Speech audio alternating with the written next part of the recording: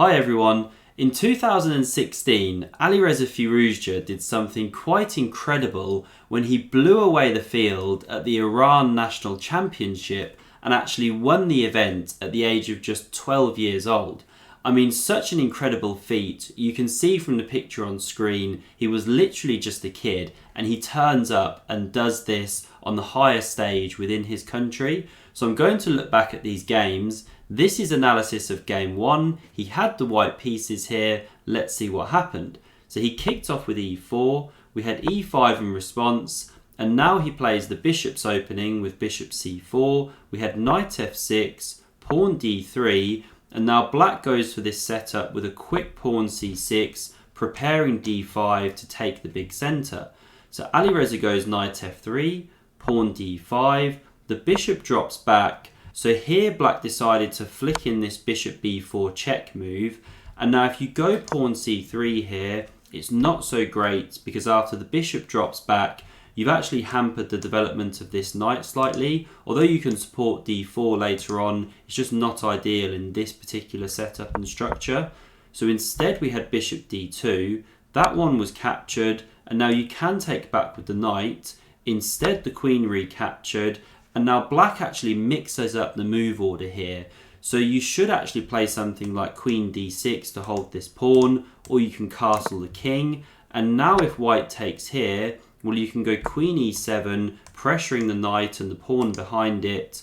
And you can't go queen f4 here to hold the knight. We see this in the game because then you're running into knight h5, hitting the queen, and there's no pressure on f7. The bishop's not actually on that pawn at the moment because this pawn still stands on d5. So instead you'd have to go, say, pawn f4 here, hold the knight. And long story short, black can now get a good game taking on e4. You know, this one could be coming here soon. You're pressuring down the e-file. If you take straight back, well, we can do this. Decent game. So black's absolutely fine. But what we saw in the game here was that instead of castling the king or going queen d6, we had takes on e4 immediately. But now when Alireza takes here, you can't play in the same manner with, say, queen e7 because then they're on this f7 point. This is the problem. So instead, black actually castled the king here to cover that pawn. But now Alireza takes this one back, and white's actually winning a pawn here. The problem you've got is that if you take this pawn on e4, well, now white chops the queens, the rook recaptures, we take here, so that's no good. If instead black tries to take the white queen off first, well, then after we recapture, we're holding the pawn. And again, if you keep the queens on the board, but you try any rook e8 stuff, well, you're leaving the protection of this, so none of it's actually working. So queen e7 was played first, pressures down that e-file, but now you can go queen f4, and this is really beautiful calculation from Alireza, assuming he saw all this. Because when you go queen f4, you have to consider knight to h5, hitting your queen, and it can't come back here or then it actually just gets taken. But here's the trick, so you can actually crash through here on f7 with check. Now, if that one's captured, after you actually liquidate everything, this position's quite good for white following the move f4 because you've got that nice central space. You can castle the king soon, so this one can't be captured, or then you're walking into a pin, g3 coming. And if black just carries on developing here after f4, say knight a6, well, again, you can castle and you've got the big center. The rook and the pawns are actually a bit better than the minor pieces here. So that's why taking on f7 wouldn't be any good. And if you sidestep the king here, trying to take advantage of this pin, well, now there's this absolutely phenomenal resource for white of queen to g3. Now, even when I show you the move, can you actually calculate why this is working and why it's leading to checkmate? So I'll let you pause here if you want to do so. If not, I'll just show you the sequence here. So the move for white after knight captures queen is this in-between move of knight g6 check. Pawn takes is forced, then you take here, opening the h-file, and the king's just boxed in. So you could chuck a couple of pieces, this is then checkmate. So really beautiful, and it makes you wonder if Alireza had seen all this or had it prepped on his home computer when he went into this position here with queen to f4. But anyway, black didn't go knight h5, instead bishop e6 was played. We now had an exchange here. The pawn came to f3, bolstering the center. c5 now played, opening up room for the knight to develop. Now knight to c3. Rook e8 forced this one to retreat. It came to d3, hits that pawn, and so c4 kicked on, drove the knight back into the f2 square, and although black has an initiative, which is very common when one side's picked up material, this isn't actually so dangerous because white remains very solid here and black is still developing pieces. So queen b6 played, targets this pawn here, and there's many ways to defend it. You can go rook b1, you could push b3 if you want to, although then you weaken the dark squares a bit. You can even castle, give the pawn, play for initiative, but instead Alireza goes queen to c1. Oh, by the way, you shouldn't castle queenside, however, or then you lose the knight on f2. That's the one thing not to do. So queen c1 played, now the knight developed c6, castles from Alireza, rook a to d8 here, so the d4 square is really black's only hope, trying to get some play there.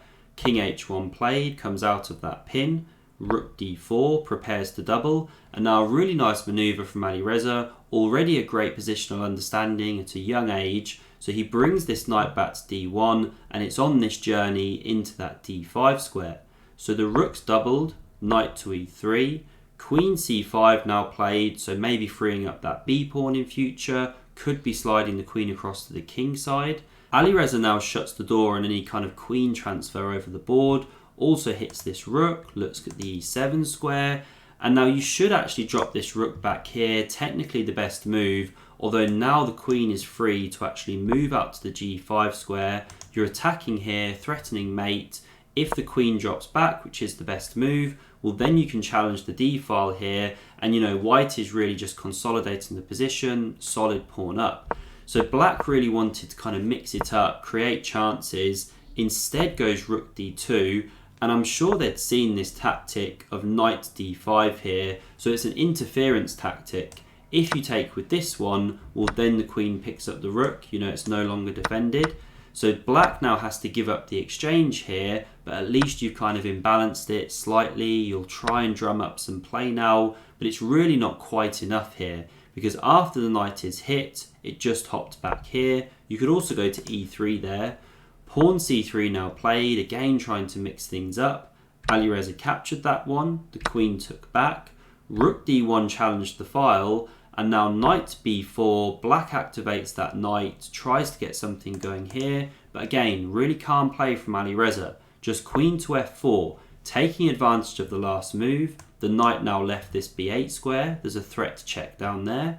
So pawn h5 played, gives the king some room, and now knight f5, here come the cavalry, threatening to check on e7, win the exchange, and there's also big ideas in the air now of queen to g5, threatening mate. So the rook exchanged off here, this one recaptured. The queen now took on c2. It's not best, by the way. Knight c6 is technically best, just taking some defensive measures around here. But you know, this is pretty miserable. For example, white could even just go queen d2, trying to exchange off, consolidating. You're a clear exchange up for no compensation for black. So the knight didn't hop back. The queen took on c2, hits the unprotected rook, but now it's slid to the c-file, supported by the queen, queen b2, and now queen g5 threatens mate here, and it's just all over for black. If you go g6, well then we actually mate like this. Now you can chuck in a piece here just to give a piece, but say the king moves, well then we mate on h6 using that knight and queen.